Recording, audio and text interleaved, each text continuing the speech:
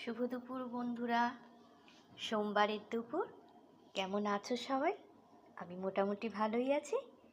তো চলো এক নজরে দেখে নেওয়া যাক আজ আমার হেসেলে কি হয়েছে। আজ যেহেতু সোমবার, আমার ভেজ করেছি নর্মাল সিদ্ধ চাল আর মুগ, ছোলা আর মটর ডাল দিয়ে খিচুড়ি, সাথে আছে ফুলকপি, টমেটো আর আলু। অনেক দিন পর এই চালের খিচুড়ি করলাম। পুরো দেখো বন্ধুরা, টকটক করে যেন মনে হচ্ছে আমার দিকে চেয়ে আছে। তবে টেস্ট ভালো হয়েছে, আশা করি টেস্ট ভালো হয়েছে। তো আর সাথে দেখে নি কি আছে। আছে বেগুন ভাজা, পাঁপড়, চাটনি